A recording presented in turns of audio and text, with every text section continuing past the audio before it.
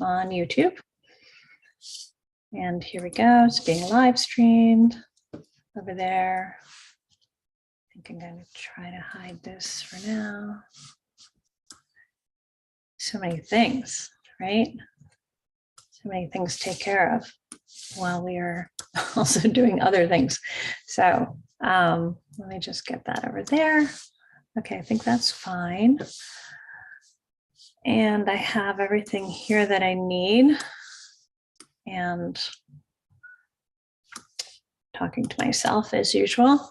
Okay, so here we are. It is 2:01 on Tuesday, April 5th, 2022. And I think this is episode 5. It might even be episode 6, but I'm not sure yet. I'll have to double check our YouTube listings. Anyway, welcome to Thriving Live. I am here coming to you from Great Barrington, Massachusetts. I'm here in my studio. My name is Gabrielle Senza. I am an artist and activist, an empowerment coach, a mentor, designer, so many things. And the reason I wanted to start this show, and I chose to do so, I guess it was February 22nd of 2022. So not so long ago.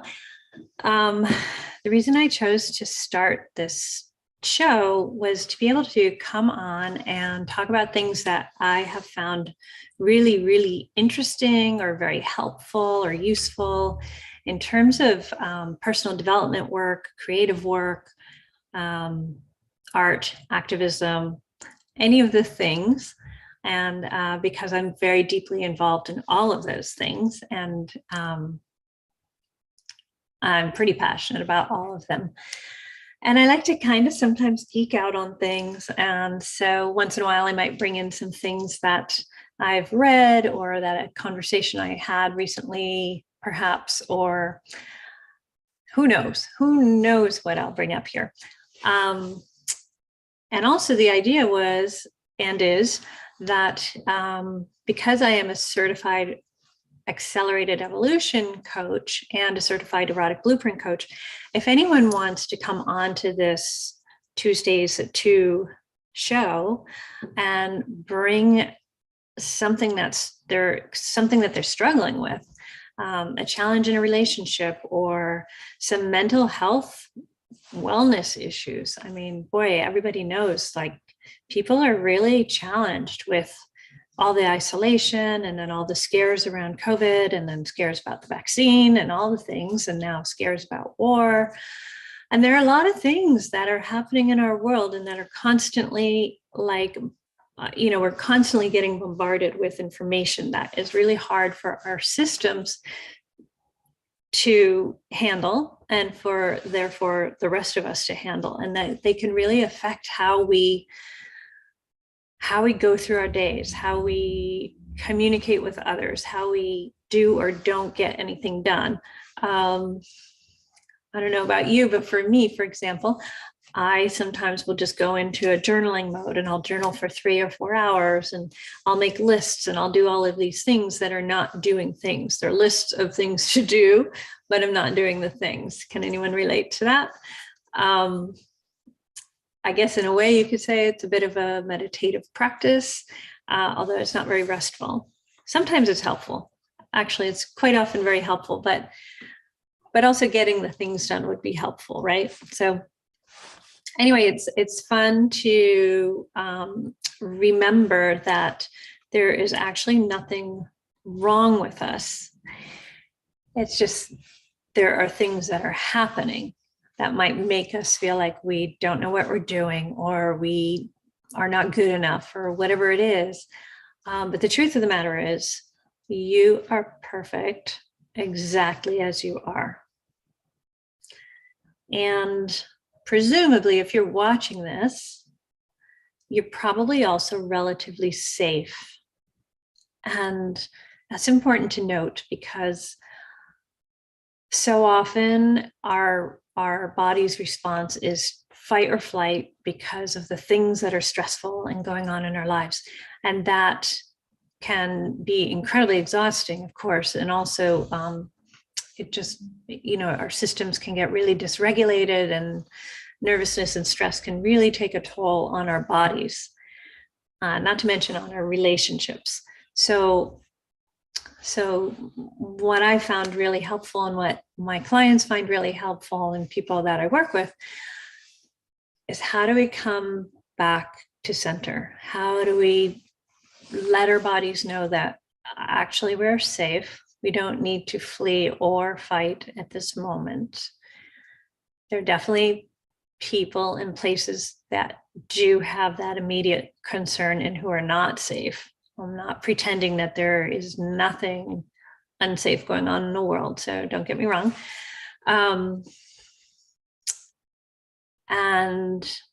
And actually, like, for those of us who are safe and can take the time to slow down and regulate our nervous systems, that allows us to hold space in our hearts for others who may be suffering. It allows us to have more capacity for doing things that might make a difference in other people's lives, wherever possible. And as inspiration comes to us, sometimes it's often in those quiet spaces, those places of when we're not constantly thinking or trying to figure something out. It's often like in the shower or on a walk or in a meditation or whatever it is, that an idea for some action that we can take might drop in and feel really right. Whereas in our busy minds, there is no chance for it to enter in and land, right? And for us to hear it or get it. So that's, for me, what really motivates me to do the accelerated evolution, the rapid transformation. It's a process for rapidly transforming emotional stress, essentially. Okay, it's a rapid transformation of stress or struggle or confusion, of patterns. And so that's one of the things I love to do. So if you have something going on in your life and you want to pop on one of these Tuesdays at 2, it's Eastern time, 2:00, come on in. The link for the show, I could have it in here. But I could have it here on the YouTube channel, and maybe I will put that in there. Let me just put that in a note here so I'll remember. Add link to show, the Zoom link. You'll need to register if you're not already registered, but you can register once, and then I think you can attend all the shows. So that's that. So usually what I do in these sessions is, with any session, actually, if I'm coaching or if I'm running a workshop, or even sometimes just landing with some friends or some coworkers or whatever it is,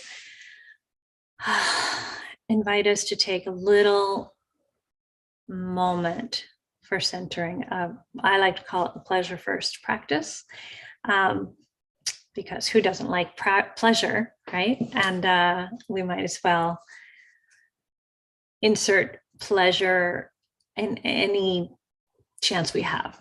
And by pleasure, it's like, having an ice cream be pleasure. Going for a walk can be pleasure. Just caressing your face can be a pleasure. So it's not something big. It's not, some people think when we talk about pleasure, it's only sexual, but I'm not talking about just the sexual pleasure. There are all kinds of pleasure. For example, feeling this scarf, for example, feels really good. So how do we experience pleasure? Where do we experience pleasure? Excuse me. And And how can we bring more of it into our lives, right? So that's the mission. So today, the pleasure practice will be, let's keep it simple. That's what I often say. And then it goes pretty long because I do enjoy pleasure. So we'll try to keep it short. So if you're standing, feel your feet on the ground. Feel your feet really heavy on the ground, being supported by the floor. If you're sitting in a chair, feel your bottom supported by the chair or by the couch or your bed or whatever you're sitting on. Allow yourself to relax bit by bit with each exhale. Allow your shoulders to relax. Feel the weight go further into your feet or further into your bottom. So you're really present with what is supporting you. For me, it's the floor. For you, it might be a chair. Just being aware of being supported in this moment.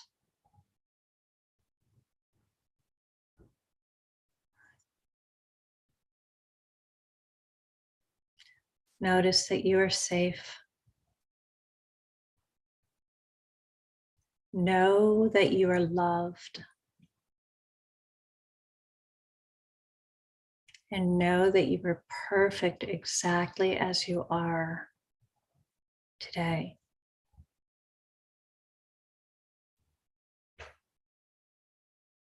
Now with your eyes still closed, if they're closed, or close them now if you haven't closed them yet. And imagine with your mind's eye that you're looking into your heart, into the space where your heart lives, and that you're looking at your heart. And that heart, just notice how it shows up for you. You don't have to make it accurate. It can be a symbol. It could be just a color or a shape. We're not getting technical here.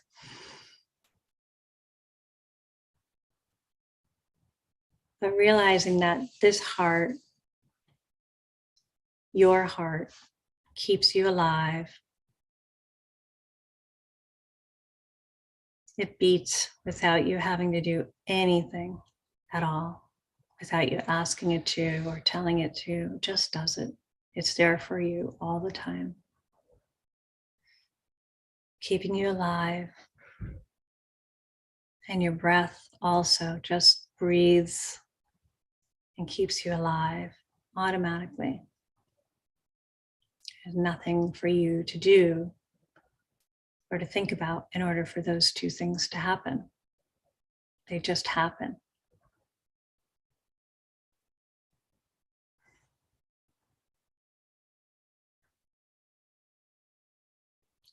So with a feeling of appreciation for that miracle, that your body breathes itself, the heart beats itself in order to keep you alive. Shine a little light of appreciation on your heart.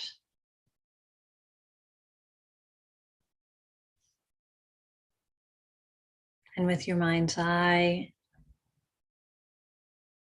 with your intention, your awareness,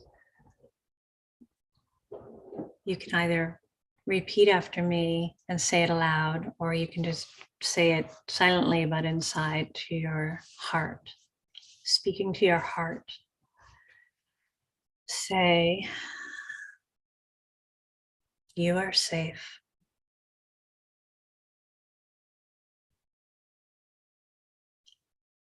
You are loved. You are perfect exactly as you are today.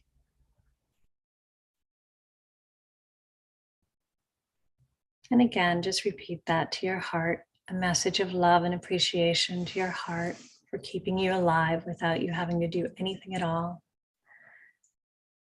Just say, you are safe. You are loved. You are perfect exactly as you are.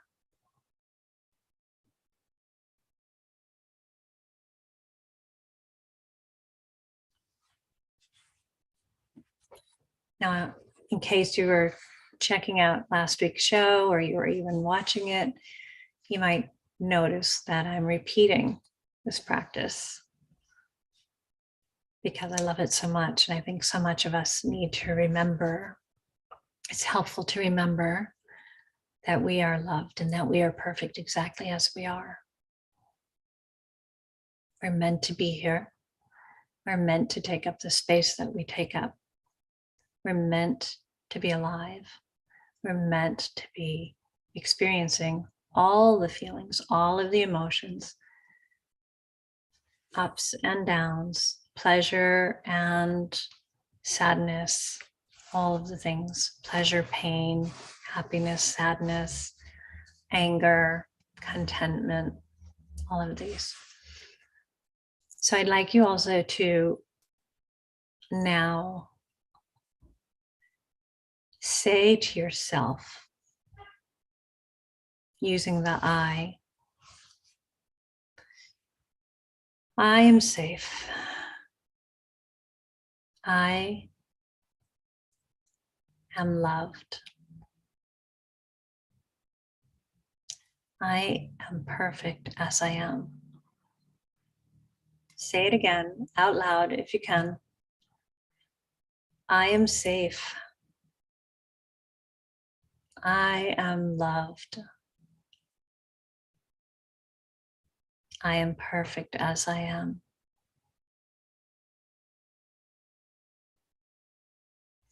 Okay, so knowing there's nothing to change, there's nothing to do, there's nothing wrong with you. And I find that it's helpful to remember that about other people as well. And sometimes that can be challenging, I won't lie. And when I see somebody and some behavior that's really, really, really hard to accept, or it just doesn't feel good to be around, I don't need to stay with it and stay in the toxicity of it, but I can always remove myself from that and take care of myself.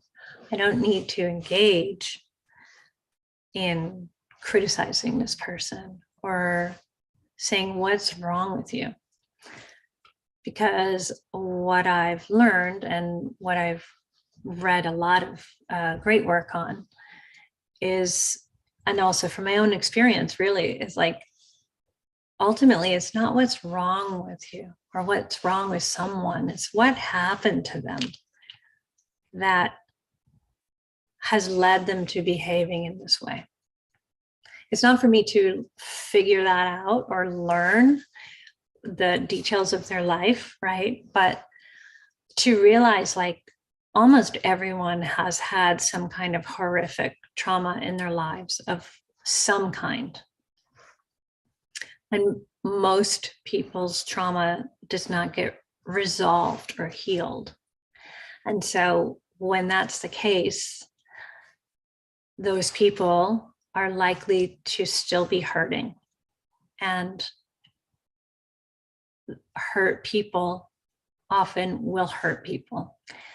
I'm sure that's not news to anyone watching. I'm sure you've all experienced that. If you step back from an incident in your mind, in your memory, for example, and you think, oh yeah, the time that so-and-so said this thing or behaved in that way, they were not feeling good. They were not feeling content or safe or not really finding the words for it, but I hope you know what I mean. Like, they were suffering in some way and they were lashing out. It doesn't make it right. I'm not saying this in order to say, okay, just accept that.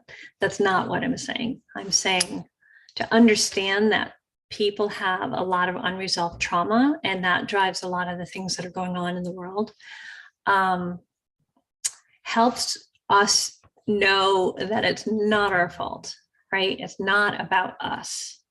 It's not about them responding to me because of something, but it's more like they're still hurting. I've seen this myself. Like I've had a situation, I've had this happen several times, but this one situation I can think of, the plan was to go and do something at a certain time. And then unexpectedly, the person I was doing it with, I don't even remember what happened, but it doesn't matter. The details aren't important. But what is important and relevant here is that I had a huge reaction to the thing not working out the way I had thought we had set it up to go. And it all happened within just a few minutes. And this was not anything catastrophic at all. It was super basic. It's like, we got to get to the store before it closes, that type of thing. So super not important, like not critical. But it was something about what the person did or how they responded in that moment that triggered something that was super old in me, really old, like related to when I was a kid.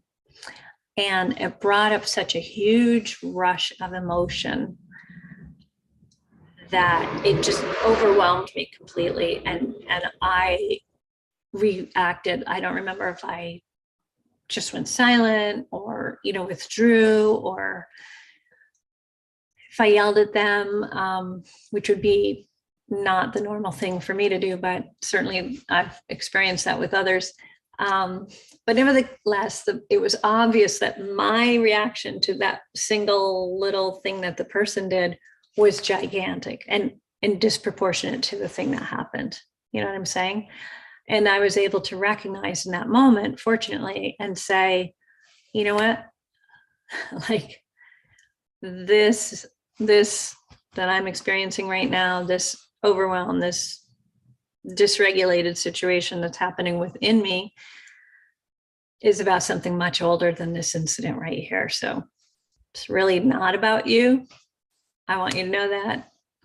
We can clean it up later, but right now I need to just take care of myself. And, I'm sorry. I'm really sorry. So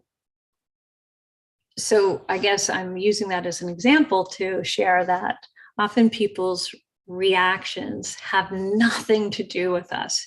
And often their behavior has nothing to do with us. But of course, we think it does. We often think it does. So I guess this was a,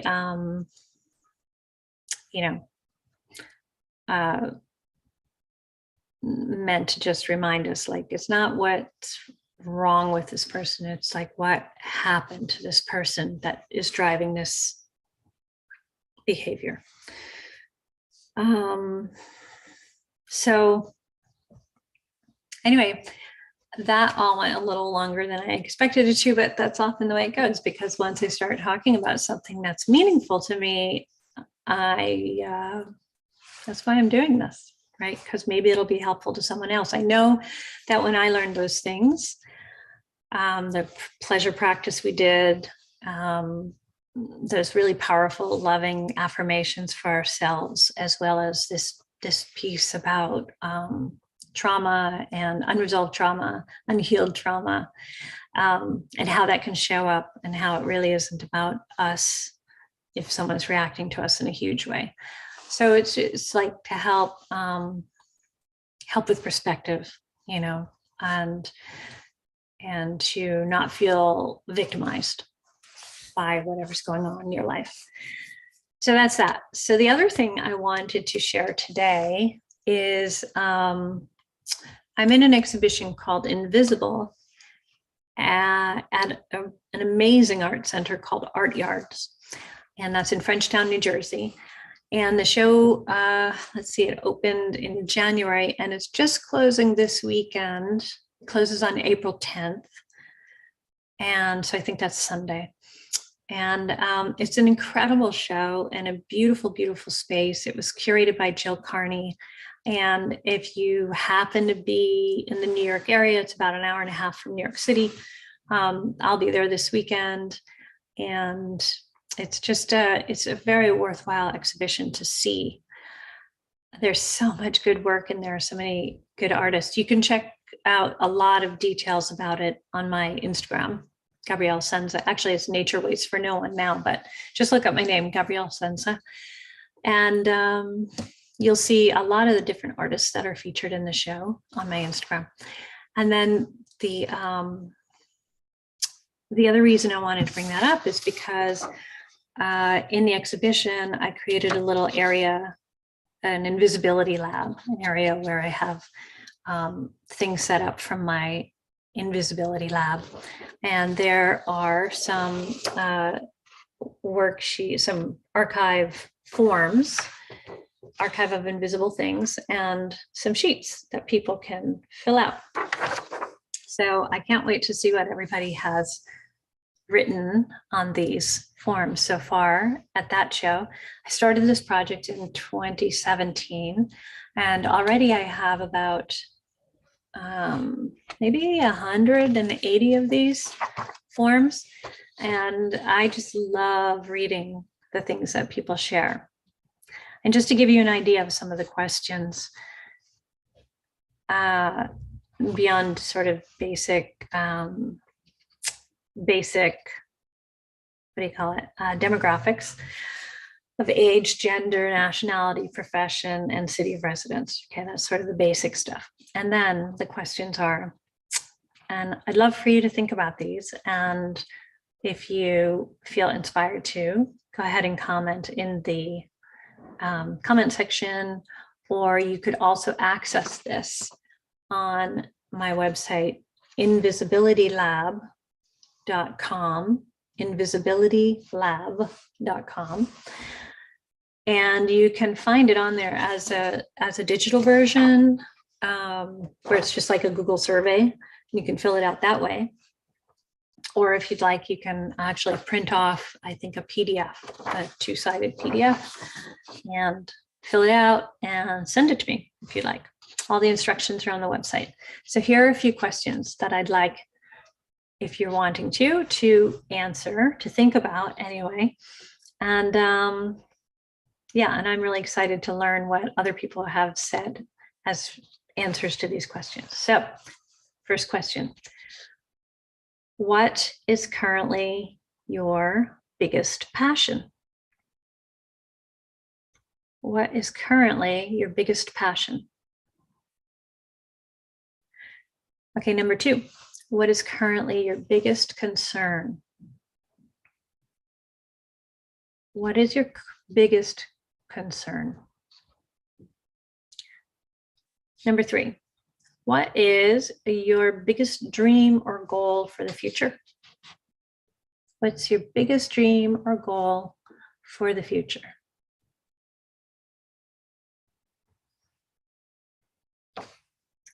What is your greatest wish for the world? What is your greatest wish for the world? And the next one is, when do you feel most comfortable? When do you feel most comfortable? And the next one is, when or where do you feel most nervous? Where do you feel most nervous? When do you feel invisible? When have you felt invisible? Have you ever wanted to be invisible? When have you wanted to be invisible? What invisible things do you rely on in your life? What invisible things do you rely on in your life? And what is your favorite invisible thing? What is your favorite invisible thing? And then I also include a question on the worksheet. What invisible thing would you like to add to the archive of invisible things? And then in your native language, please write the name of this invisible thing inside the blank label on the opposite side of the sheet. So all of the data that is collected from these worksheets, and they're all submitted anonymously. All of the data gets put into a beautiful spreadsheet that I created and is going to be transformed into a musical score. Musical score, spoken word, and movement performance piece. It's been in the works for a while, and it will include responses from people from Berlin and Istanbul and Ireland and the United States and even Antarctica most recently. So that's what I wanted to share with you today, a little bit about the Invisibility Lab, a little bit about this invisible archive, and some tips on how to settle our nervous systems by grounding into pleasure, grounding into the fact that we are safe, that we are loved, that we are lovable. You can add that in. And that we are perfect exactly as we are. I hope you found this helpful, and please reach out to me if you have any questions, if you'd like to work with me in the future, anything like that. You are more than welcome to reach out to me. You can book a discovery call on calendly.com, make change, calendly.com/make change. Because that's what we're about. We make change, we make things happen, we transform these struggles, and that most suffering is optional because there's a way out, there's a way through, and with some support, it's totally possible. So I would be delighted to help you out if you're in need, and find me on Instagram as Gabrielle Senza. Yeah, you can find me in all the places. Okay, thank you so much for joining us today, and I hope to see you again in the future. Have a